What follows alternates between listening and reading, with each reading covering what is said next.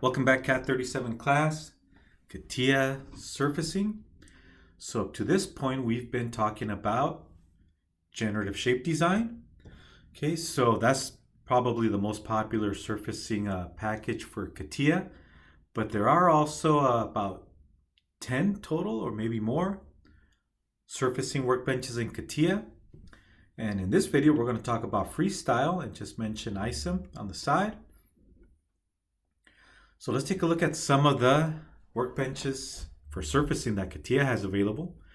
Now, if you have your student license, your educational license, you probably only have access to about 4 of these workbenches.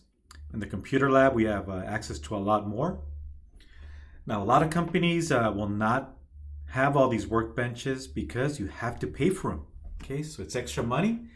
So only the companies that can afford them will buy them, and if they do buy them, the big companies, they'll probably only buy a few licenses because the expense will add up.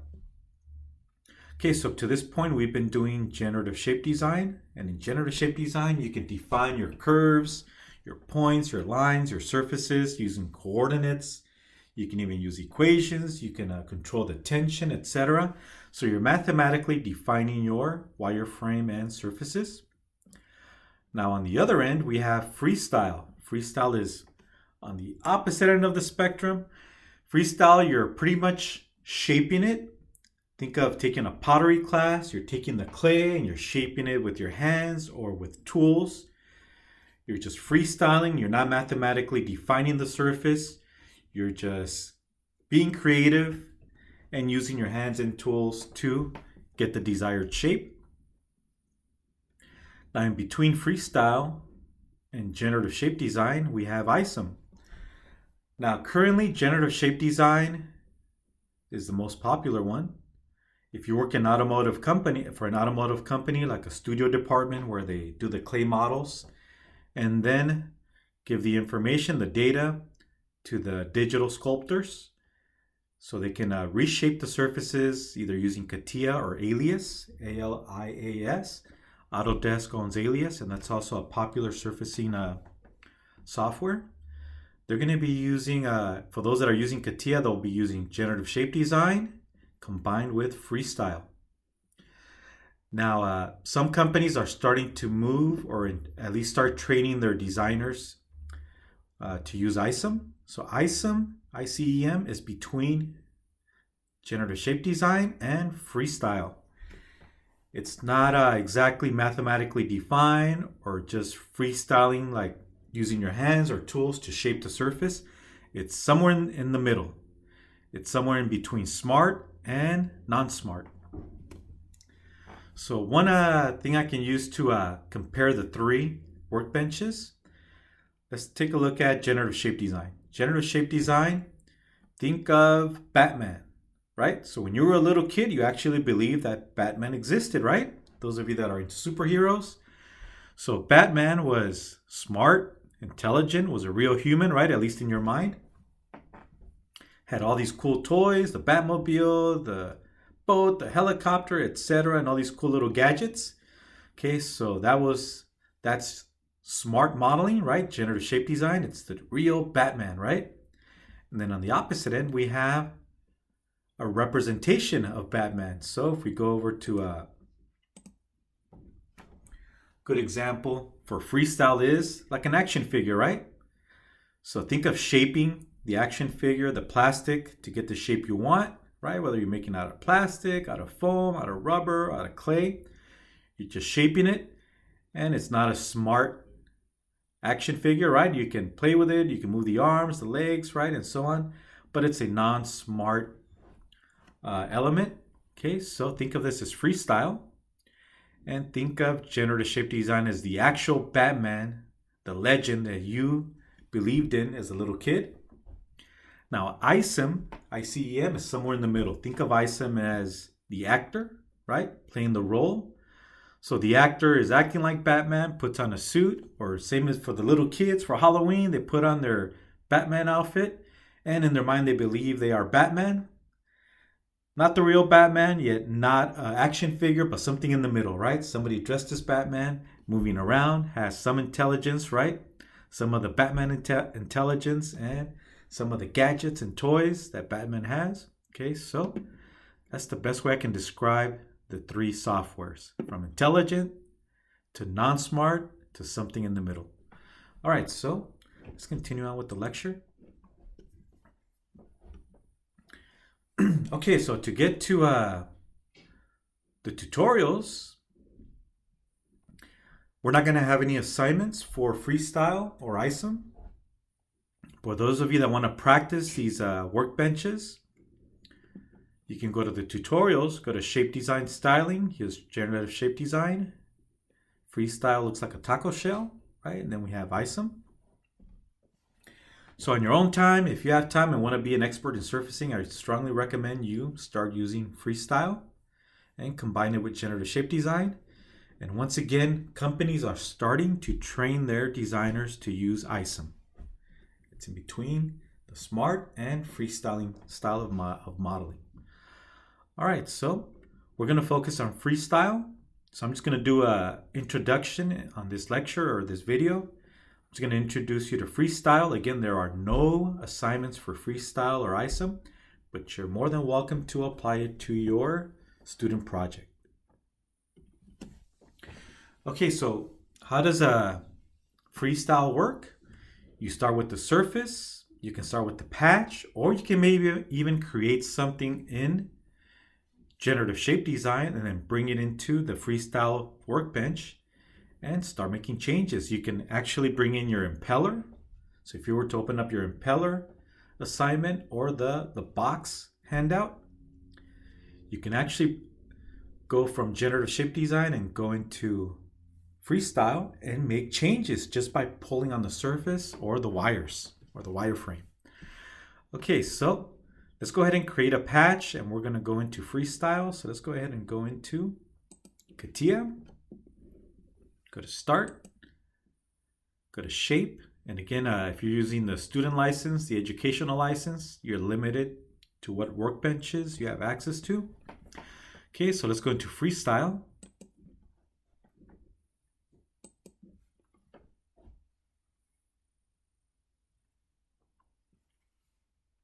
And don't forget to insert a geometric set.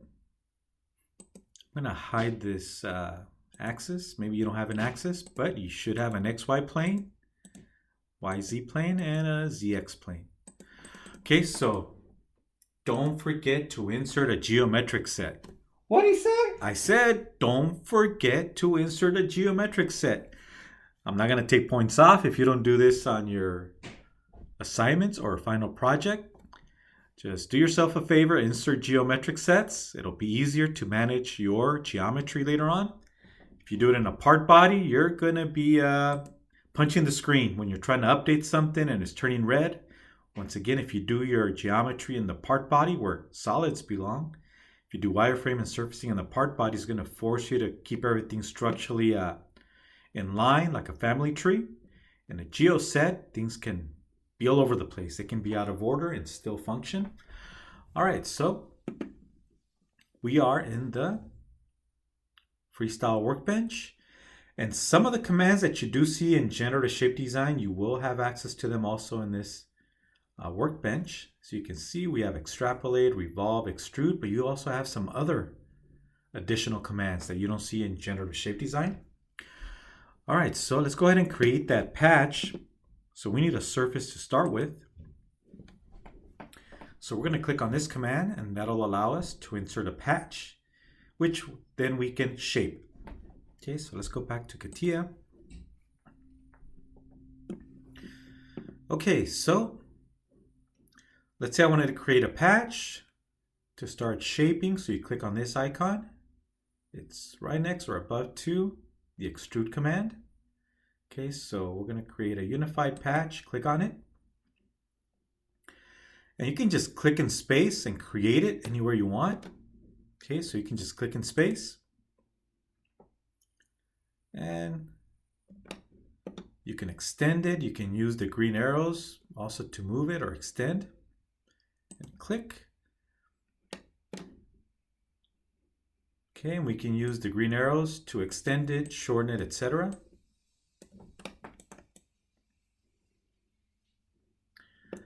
Okay, and I'm going to hit OK, and I'll come back and explain what these other things are here. Okay, and hit OK, and it creates a patch, right? So we have a surface. Let me go ahead and change the colors in my geo set. Right-click Properties. This is a little too bright. Let me use green color. Okay, if it's too bright or too dark, you can always change the lighting. Go to View, Lighting. You can change the direction of the lighting. You can add 2 source lights or light sources, or go down to 1 or none. Or you can go to neon lights. I'm going to go to 2 light sources, and you can use these cylinders here to pull on them to change the direction of the lighting. You can increase the lighting, the intensity, you can decrease it, and so on. All right, so hit OK. So we have our first patch, right? I want you to notice in the geometric set, we have surface 1, right? So that's our patch. Notice there's a red lightning bolt. Anytime you see a red lightning bolt, whether it's on a solid, a surface, wireframe, spline, etc., point, anytime you see a red lightning bolt, it tells us it's a non-smart element. It has no history of self, right? So it doesn't have history of the ancestors, where it came from. It just started from nowhere, right? Just like Frankenstein, right? Well, Frankenstein did have a creator, right? Okay, so now we have a surface, right? By the way, I've already mentioned this. If you create a surface in generative shape design, like the impeller or the box assignment that you did, you can use one of those surfaces, one of those patches, and alter it. You can shape it. Okay, let's go back to the lecture, and then we'll start shaping. Okay, so we created our first surface. Ta-da! Okay, so let's go on to the next one. Next slide. Now, this will allow you to change the intensity when you're pulling on the surface. So you can really pull on it, but make very little change, or you can change it, intensify it by going with the 4 green slices, and you can easily shape the surface. If you just want to shape it a little bit at a time, you can decrease it down to 1 slice. Okay, so I'll be going back and forth between high intensities to low. Okay, let's go to the next one. Okay, so we have our patch, right? We have our surface, and we're going to shape it just as it's shown here in this visual. So to alter it, we can simply double click on the surface to shape it, or we can click on control points. So you'll be looking for this command, control points. And this allows you to grab points to pull on it. Think of pulling on strings for a puppet, right? And you're trying to make it move. Same idea. So we can pull on either nodes, the corners, or the intersections of the wireframe, or we can actually pull on one of the wires, whether it's a horizontal or vertical wire. And we can also pull on all points or the entire wireframe. And I'll show you how to do that later on. Let's do something very simple first. Okay, so we're going to use control points to shape the surface, to shape our patch. So let's go back to CATIA. So once again, you can simply double click on surface 1, or go to control points, click on it, select the surface. Let me rotate it so we can get a better, there it is, the lighting is better there. It was actually lower, gives us a better picture of the grid. Okay, so we have this grid. Okay, so we have the letter V and U. So V is this direction. I know it may be a little hard to see, but the V axis is in this direction. So we have N, V. So we have our nodes going in the V direction, and we have nodes going in the U direction, right? So in this case, our U axis is similar to our X axis, and our V axis is similar to the Y axis, right? Same direction. Okay, we can increase the number of columns and rows just by simply clicking on these little nodes here, these little flags. So click on it and it'll increase it. All right, you can increase the number of columns and rows, or you can right click and pick the desired number of rows and columns, right? Let's say we go with 9. Oh, that's too much. Let me drop it down to 5 for both of them. I'm going to right click 5. All right, so you can see we have our grid here that we can pull on. We can pull on intersections, or we can actually pull on a vertical or horizontal frame, or we can actually even pull on the entire frame, and I'll show you how to do that later on. Okay, I want you to notice that in the control points window here, we have the first option selected, normal to compass. Okay, so let's go to the lecture. Okay, so currently this one is active. Let me drop down a few slides. Okay, so CATIA needs to know in which direction you're going to pull. So currently, we have this one highlighted, selected. So that will go with respect to our compass. So currently mine is set up to go in the Z direction, normal to XY. So the compass is XY. That's my preferred plane. So it's going to pull in the Z direction. And we can always change it to another direction, like Y direction or X direction. Okay, this one here, the second one, you're allowed to grab the node and pull on the wireframe. As you're pulling on the node, the wireframe will adjust. The third one will allow you to pull normal to the surface. Okay, and the next one will go planar, right? We can pull pretty much tangent to the surface. My mistake, planar with respect to our compass. The next one, you can pull tangent to the surface. Okay, and then we have this option, which allows us to pull parallel to our computer screen. Okay.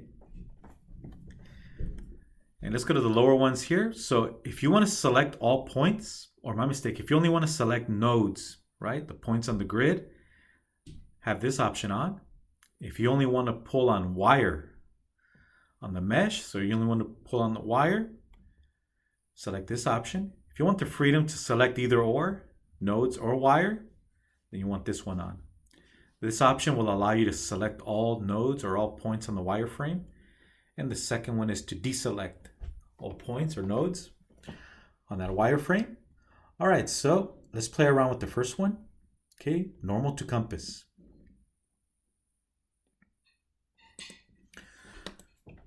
Okay, so if I hover over one of the corners or any intersection on the wireframe, I want you to notice that it's pointing in the Z direction. So currently my XY plane is my preferred plane, and it's going to pull normal, in other words, in the Z. Okay, so you can see as I hover over any of these nodes or points, I can grab a point. So I'm going to left mouse click, hold, and I can pull on that surface, as you can see, up or down. Okay, I have my intensity set to high, as you can see.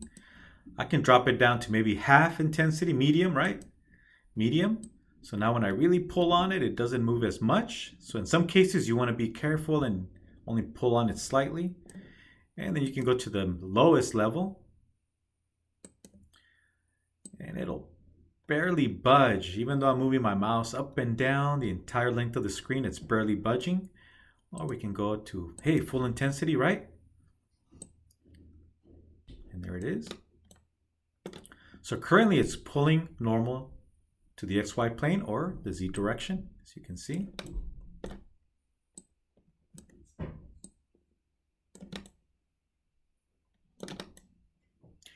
And you don't have to pull on the corners only. You can pull on any intersection on the wireframe.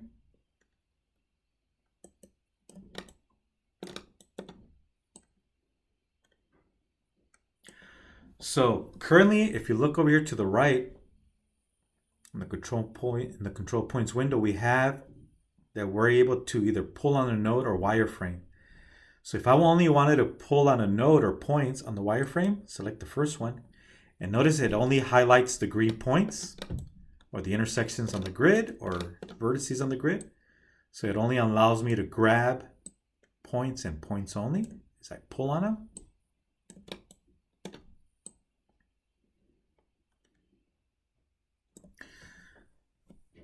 Okay, if you only want to pull on wireframe, let's go to the second option, wireframe. So notice only the wireframe is highlighted. So you can pull on an entire wireframe, the length of a wireframe. As you can see, it's highlighting in orange, the wireframe I'm selecting. All right.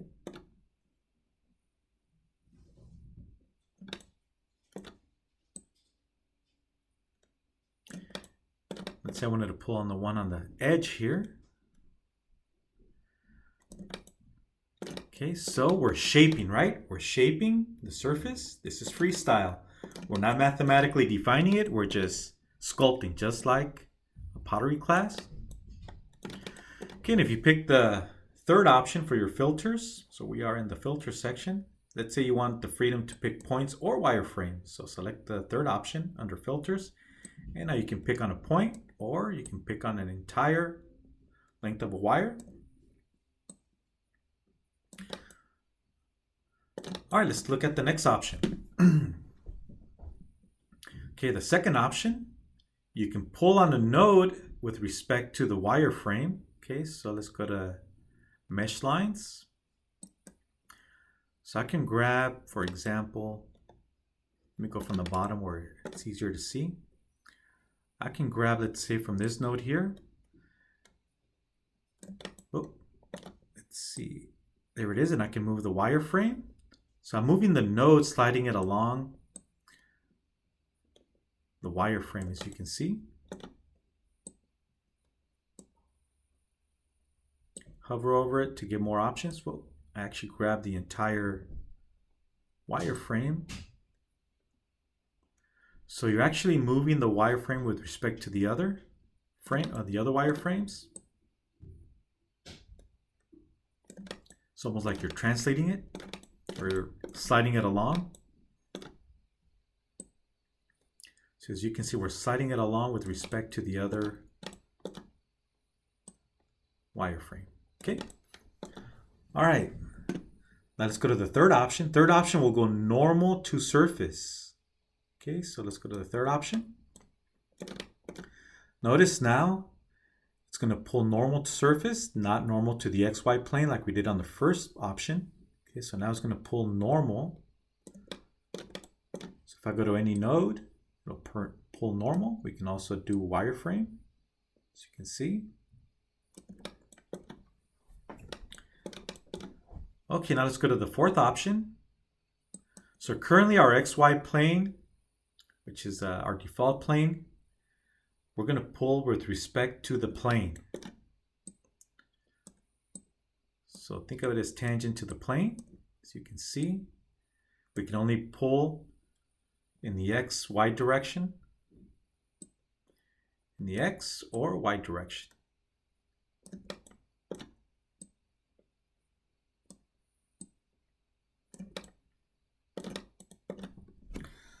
All right, now, since we're on the topic of our preferred plane, right now is XY. Let's say we wanted to go with respect to the XZ plane. Okay, so if we wanted to go vertically with respect to the XZ plane, which is this one, we can right click on the compass, right click and say, hey, instead of XY being the privileged plane, hey, let's go to XZ.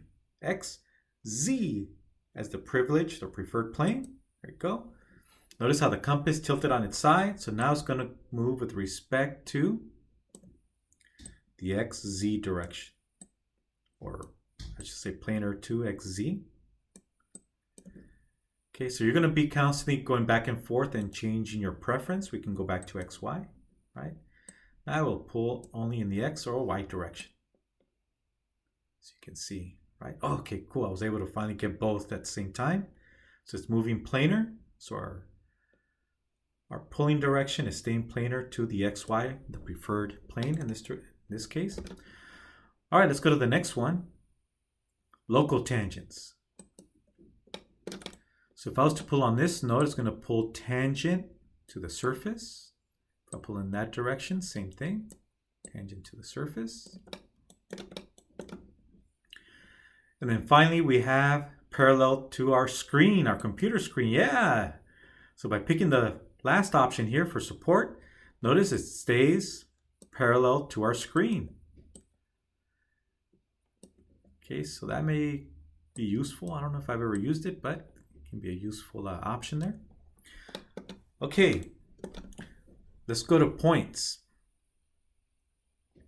Okay, so let's go back to our notes.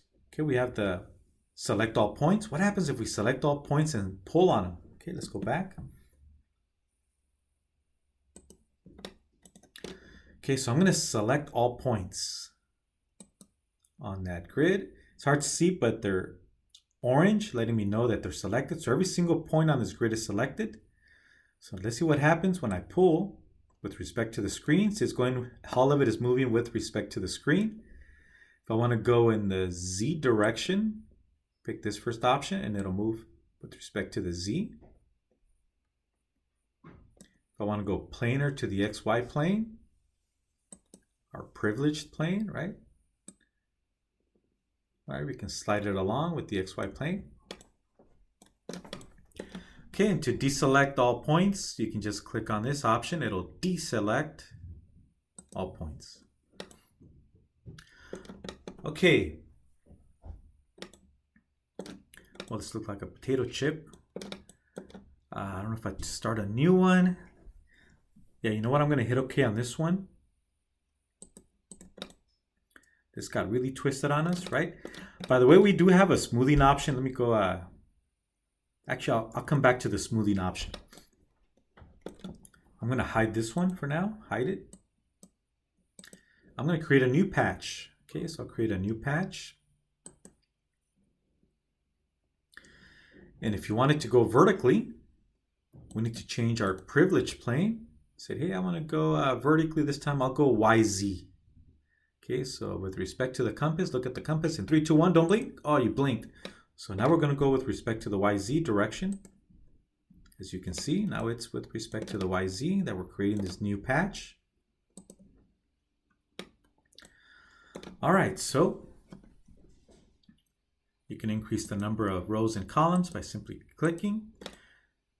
All right, you can also pull on the two opposite corners here shown in green to extend it or shorten it, right?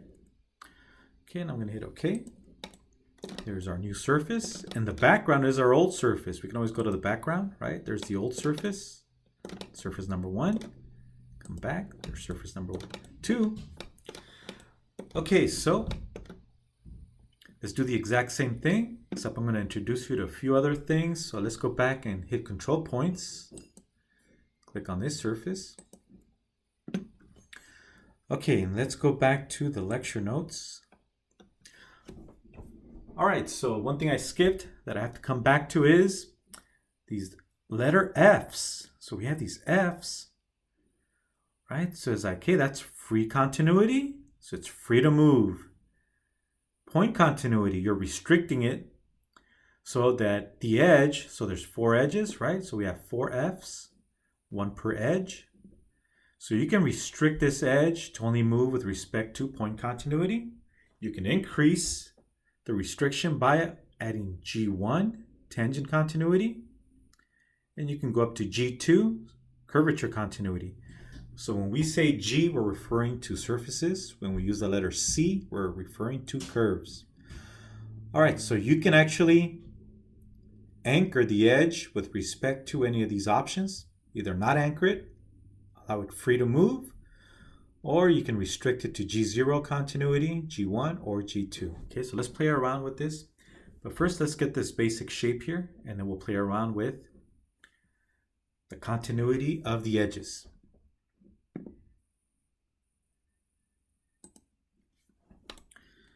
All right, so let's shape this. Okay, so I'm going to pull normal to the surface, and I'm going to click on wireframe. So I'm going to filter out the points and only select wire Let me pick the second one and shape it. So you can see I'm shaping it by pulling on the wireframe.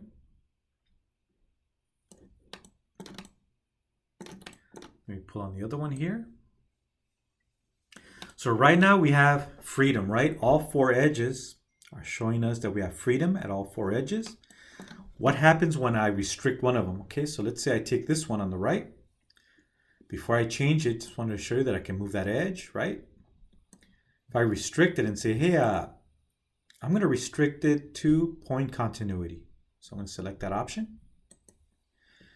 So if I try and pull on it, see, it doesn't let me move it. I'm trying to pull on the edge. It's restricting it. It's like, hey, you put an anchor on this edge. Now the rest of it here can move while maintaining G0 continuity. So let me move on. Let me go to the next row here. And see, I can pull on that one while this one stays anchored. So the edge on the right stays anchored while maintaining G0 continuity. As you can see, right?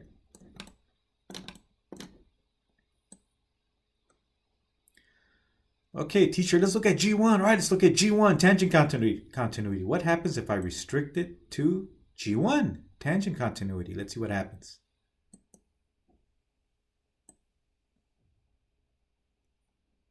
So see how not only is the edge anchored, now the rest of the surface, we can alter it, but see how it's trying to stay tangent to its original location. Okay, so it's using the original location where it was at before we changed it to G1. It's saying, yeah, you can alter the surface, but we're going to try and keep that tangency to the original shape we had before we went up to G1. So you can see, right? Let's go back down to Freestyle. If I go back down to Freestyle, notice we can now change the direction of the surface. But if I drop it down to G0, actually leave it at G0, my mistake, G0, we get the same thing as Freestyle. It's just anchoring the edge. But if we go to G1, tangent continuity, notice it's trying to maintain, we can zoom in there. See how it's trying to stay tangent? It's trying not to change the direction of the surface. We really have to zoom in there to show what's going on. See, it's trying to stay tangent to the original location.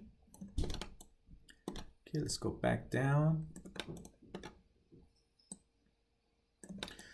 Okay, and if I go to G0, my mistake, G2, curvature continuity. So not only are you anchoring the edge, now you're trying to maintain G1 and G2 continuity.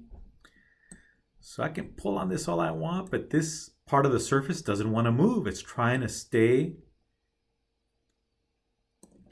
tangent and curvature continuous to the original location. So we can move all this, no problem. We can move all this all we want, right? But this edge is staying anchored, okay? So you have that option to anchor the edges with G0, G1, or G2 continuity. Okay, now let's go on to the next portion of this. Okay, so we covered all these. Actually, before I move on to these other options or these other commands,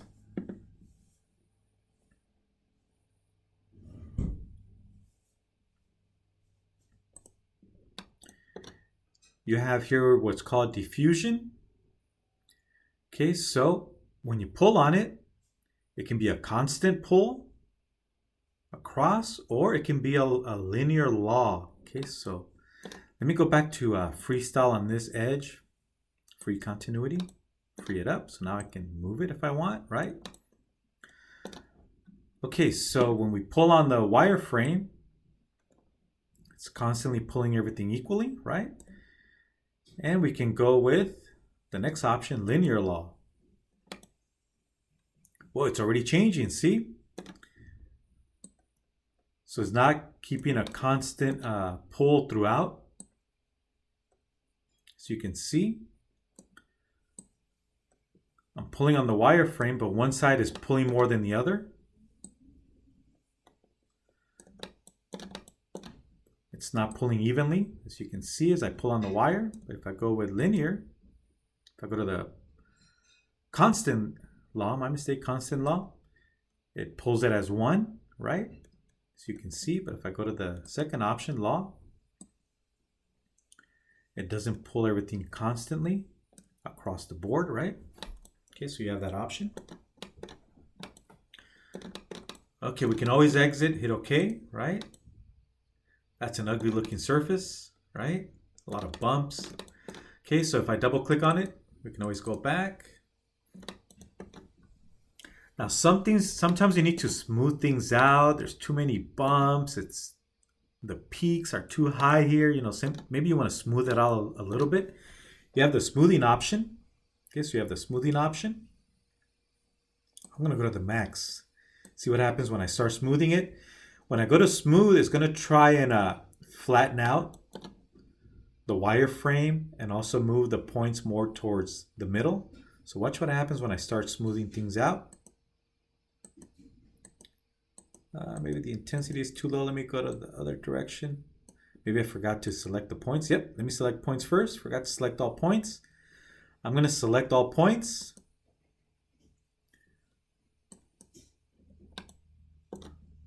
Oh, my mistake. I forgot I had points off. Notice how I have them off. Let me go points and wireframe. So I can select points or wireframe. Select all points and let's see if I can smooth this out. Yep, whoa, that's too much, but you can see it starts smoothing things out. So earlier I had the filter off. So this filter allows me to pick points and wireframe, and then I selected all points. So it starts to flatten it out. You can decrease or increase the intensity. So it's trying to smooth out the surface, remove the bumps going outward or inward, right? Keep on smoothing it. It's trying to get to a point where it stops, but see how it smoothed it out, right? So that's something you have to play with, and smoothing is just an option that you may want to consider when dealing with the bad surface. You can smooth it out and start pulling on it again, right? So I want to go normal to Z, for example. I can start pulling on it again.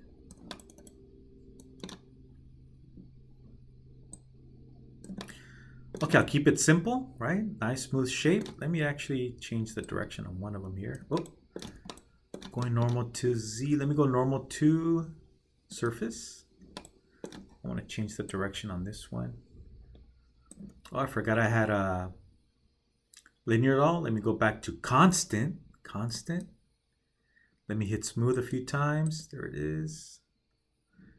Let me deselect all points. Deselect the points. Okay, let me pull on this surface. I'm trying to pull it upward just to change the direction. There it is. We changed the direction of the surface. Okay, so hopefully that'll set us up for the next option here, or the next command. Okay, I'm going to hit OK. I like the surface. And by the way, use your lighting. Typically at the end, you'll turn on your neon lights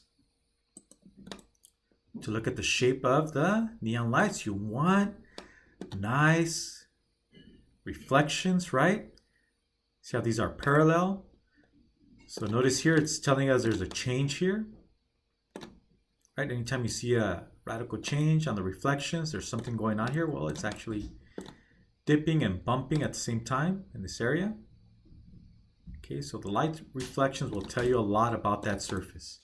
That's why when you see some shows on TV where they update a car, they work on a sports car or a wrecked car and they want to update it and paint it, and one of the comments that always comes up is if you paint a surface or a vehicle black, the reflections, the neon lights will reflect a lot better, and that's in real life also, right? So if you ever look at the light reflections on a black vehicle, you can see the reflections a lot better and the imperfections versus, let's say, a white car. The white car will not reflect the lights as cleanly as on a black surface.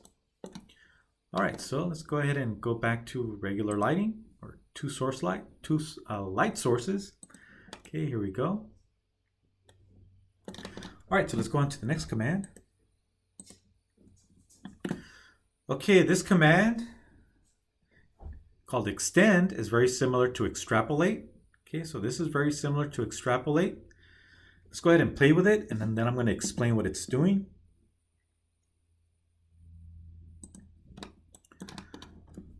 Okay, so let's go to extend. Click on it.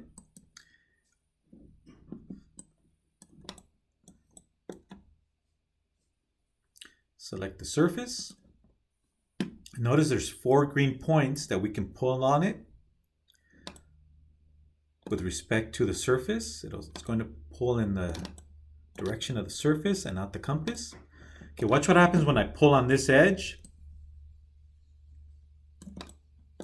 It's extending itself, right? You can also go in the opposite direction. Let me pull on this one.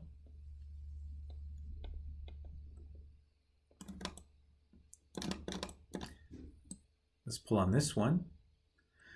So it's almost like a potato chip, but except you're extending it, right? You're extending the surface. Okay, when you extend the surface, why does it curl up? What's going on? Why is this one curling up but not the other corner? But this one's curling upwards the more you pull on it, right? So as you pull on the surface, what drives that extension? It's all driven by what's inside the surface. So the shape inside the surface as you extend, it's almost like memory, I guess you can say. When you dent metal, or let's say on a rooftop, if you're somewhere in the Midwest where sometimes you get hit by balls of hail, right? And it dents the rooftop. Sometimes simply by taking a torch and heating the rooftop, it'll remove the bumps, right? And flatten it back out to its normal shape. So what it's doing, think of this as memory, is using the curvature of the inside of the surface to then drive the new extended surface. So the acceleration, remember we talked about acceleration when it comes to curvature or continuity and tangent continuity. It's using the acceleration or deceleration of the surface, its curvature, as it changes, right? In some areas it's a tighter curve, in other areas it's a flatter, planar curve. So based on what's behind it, that's how it shapes the new surface, based on what's going on the inside. So if you have a tight turn in here, tight acceleration or deceleration, it's going to affect what comes out on the other side. Okay, see this side is almost flat. So as you extend in this direction, this tends to stay flat because the area here is flat. This area keeps extending and turning into a potato chip, right? The further you go out. So it's taking the history behind it in the center, towards the center, or the previously behind the edge, and trying to mimic the acceleration or deceleration, right, of the curve, or the surface, I should say. Okay, so that is extend.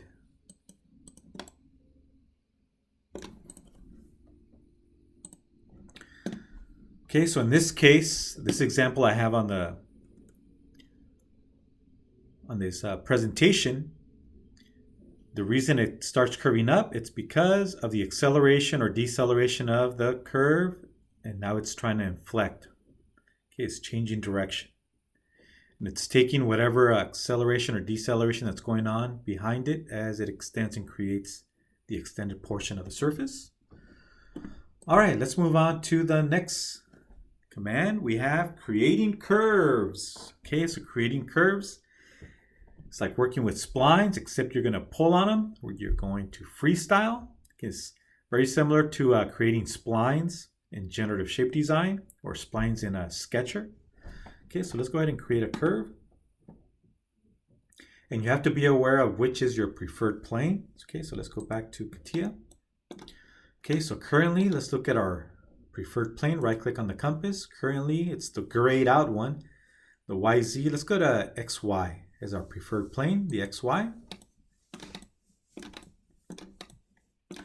So XY, so in my current model, this is the preferred plane, XY. Let me change the color, right click properties, so you know that this is my current preferred plane. I'll make it yellow and make it a little bit thicker.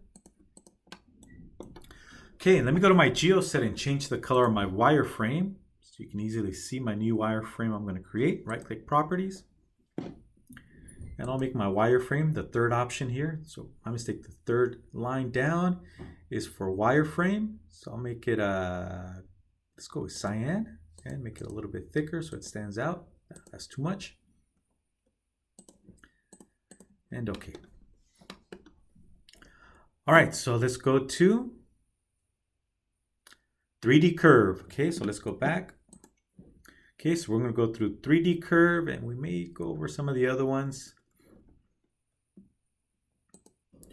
All right, so let's say we wanted to create a 3D curve. Again, it's similar to spline in generative shape design or spline in Sketcher. All right, so let's create our curve.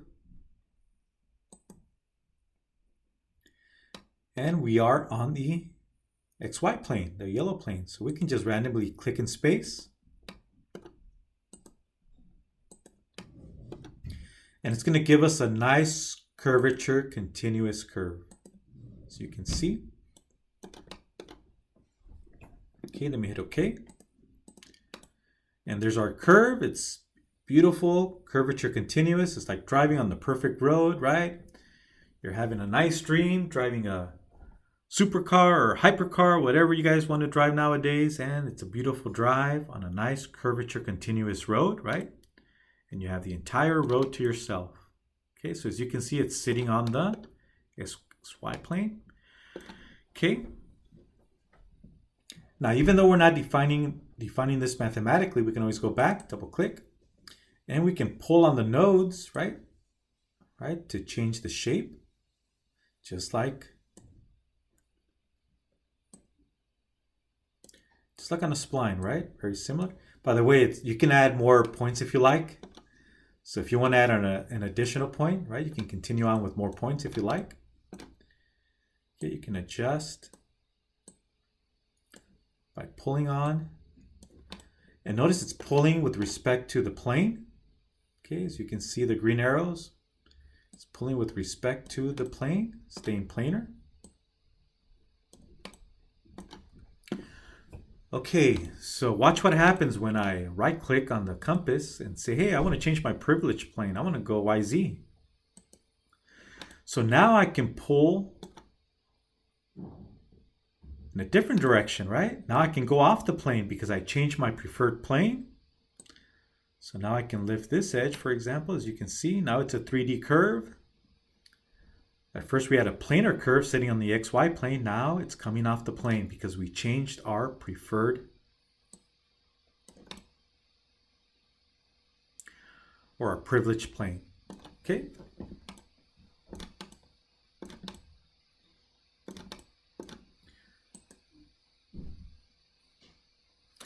Okay, we can also change the way the points pull on the curve. Let's go to through points. If we pick through points, it's going to force the curve to go through the points. You typically want to go with control points, but just to show you, you have the option to force the curve to drive through those green points. And there it is, which is a lot uglier, but it's still trying to maintain a curvature continuous shape, as you can see.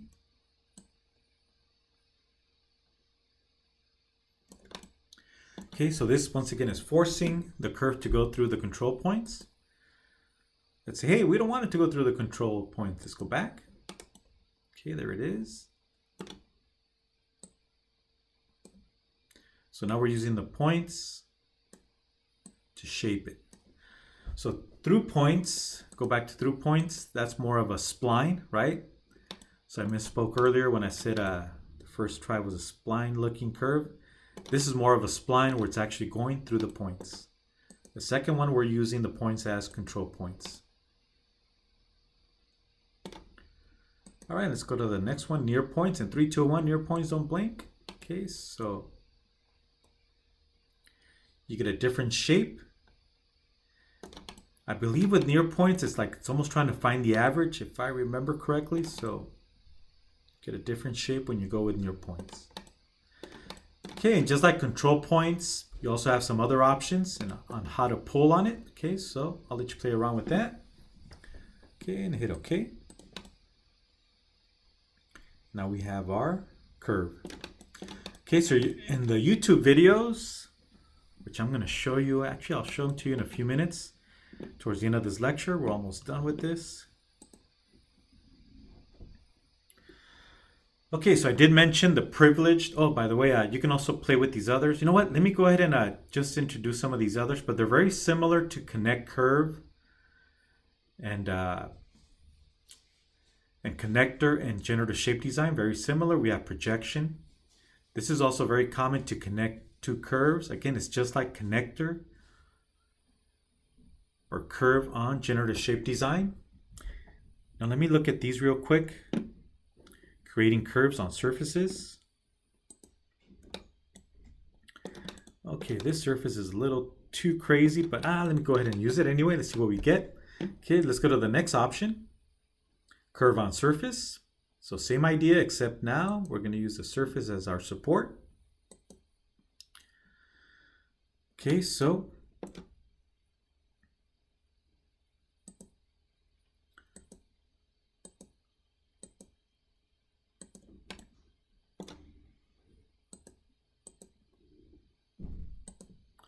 this is very similar to control points, right? So sometimes, let me hit OK. Sometimes you want to put a grid, not necessarily a grid, but part of a grid to remove a bad area on a surface. So let's say this surface was just way too ugly on this side. So I can actually use one of these curves to split the surface and recreate the surface. We would have to create a different patch. Let's say we had another surface here, another patch, and this area was just twisting and bumping, and this is very common. So sometimes you can use a curve. I shouldn't say sometimes, but you can use a curve on a surface to remove excess or to remove a bad area. Okay, so we have curve on a surface. And we also have this is isoperimetric curve, same idea. So if I wanted to remove this bad area, we can split. So let's see, where is the split command here? There it is, split.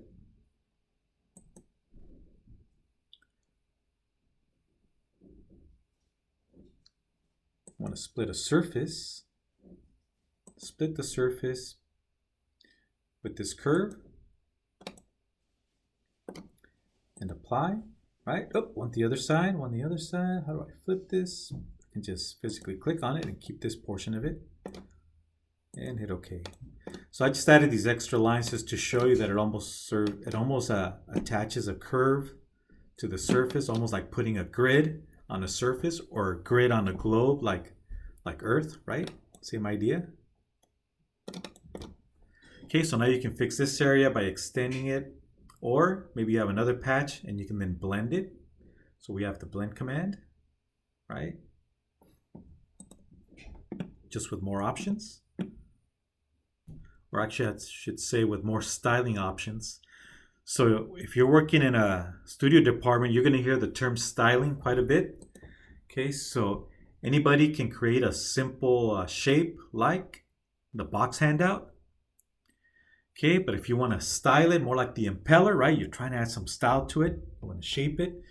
Okay, so when I think of generative shape design, I think of something simple, functional, like a military haircut, right? Those of you that are in the military or have been in the military, you go in and the barber will just take 2 seconds to give you that military haircut, right? But if you go to a fancy, expensive salon, right? Then you can style your hair, right? So here we're styling, right? We're trying to create beautiful surfaces versus just having a very plain, boring military haircut with no style.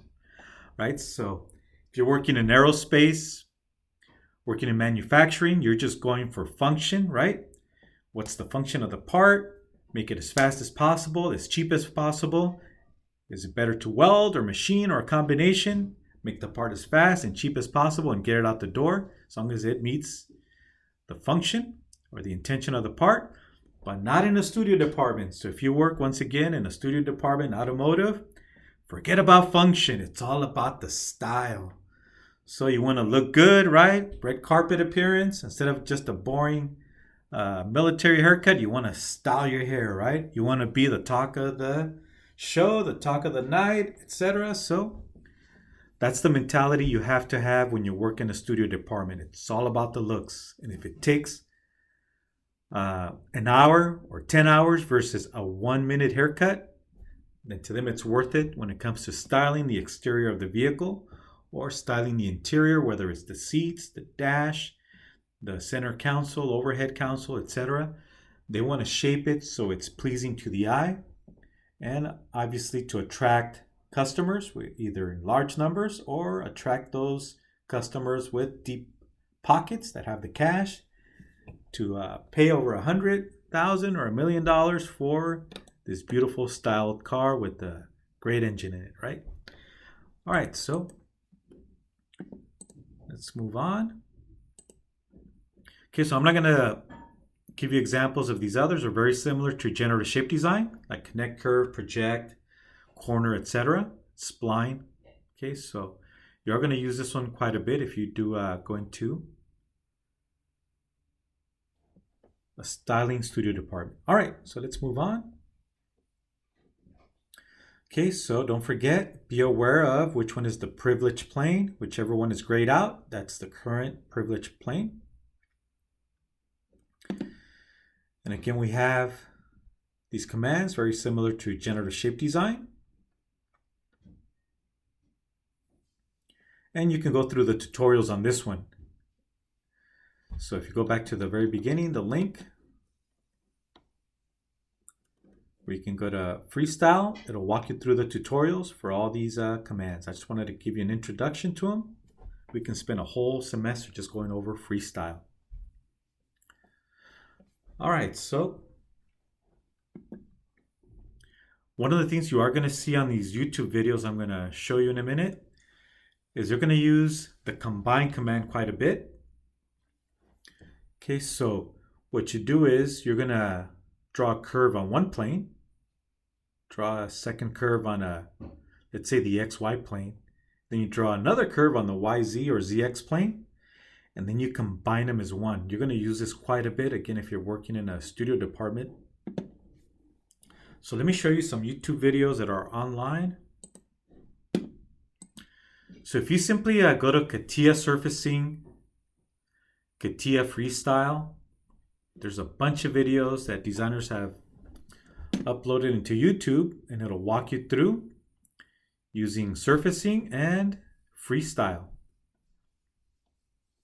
Okay, so some of these may interest you for your student project, especially some of you may like the automotive ones or the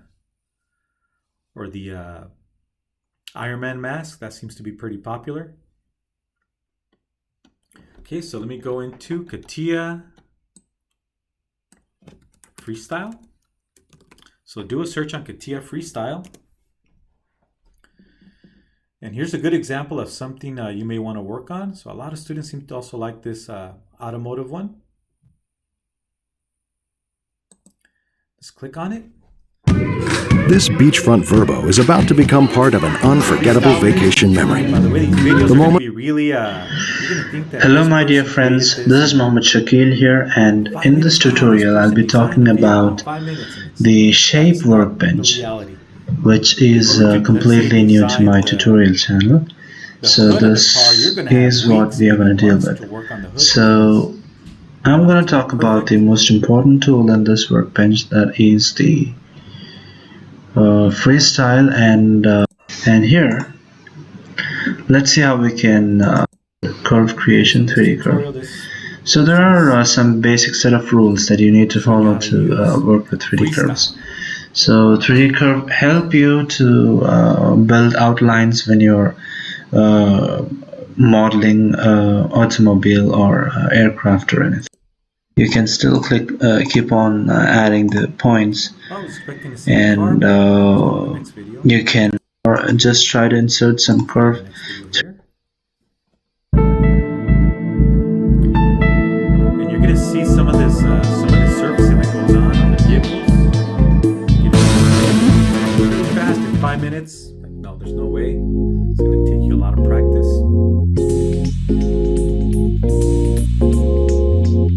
So this designer is using a different workbench. Notice how this designer inserted the pictures, right? They're actually using a different surfacing workbench.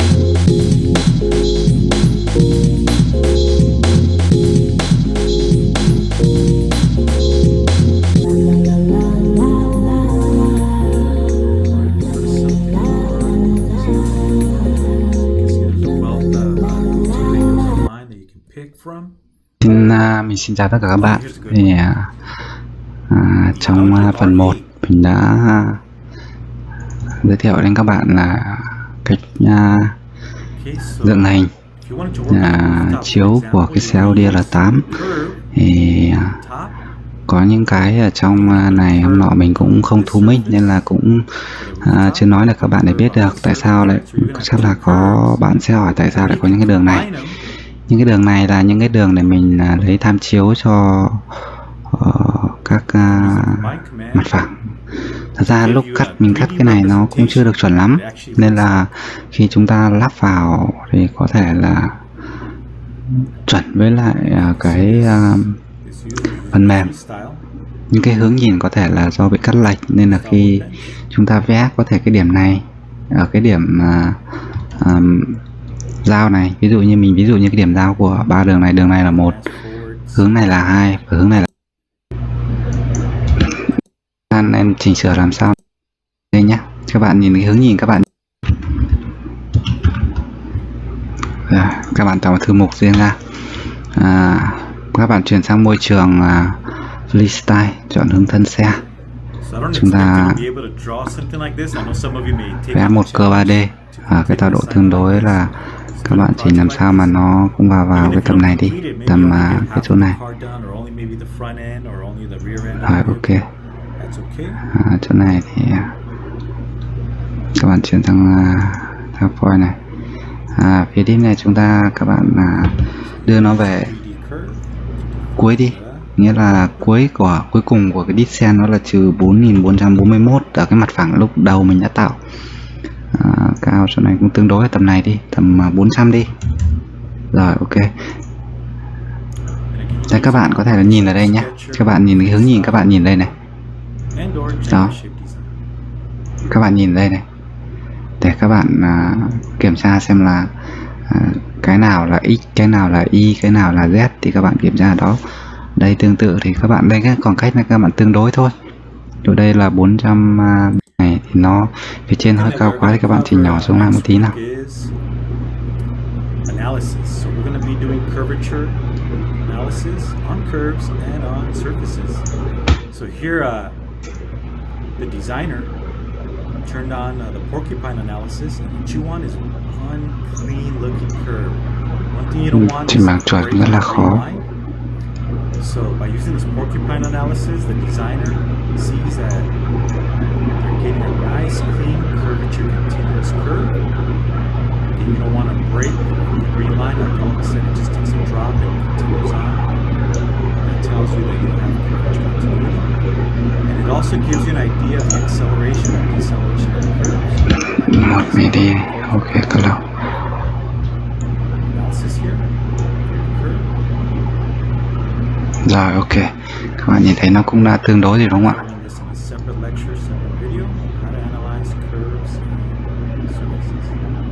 Rồi, ok.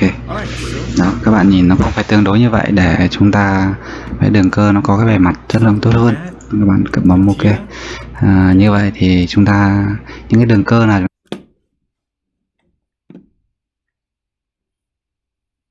So there's actually quite a few videos on the Iron Man. Some of them are high quality, some of them are low quality.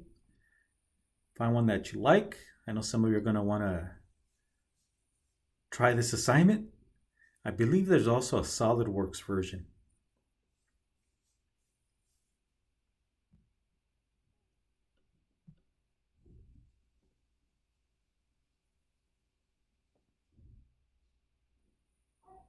Let's take a look at this one.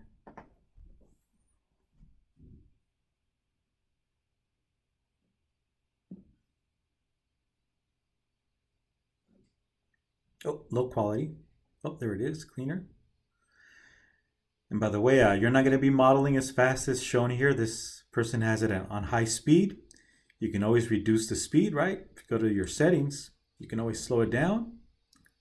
Instead of normal play, you can slow it down, right?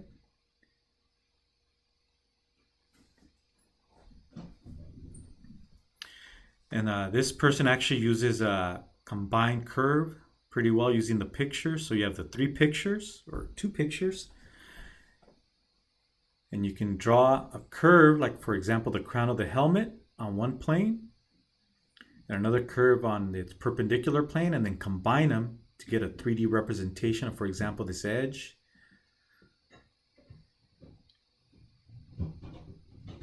Actually, it does have the top view. So this one here is actually a very good example of freestyling and using 3D curves and using control points to create your surfaces. All right, so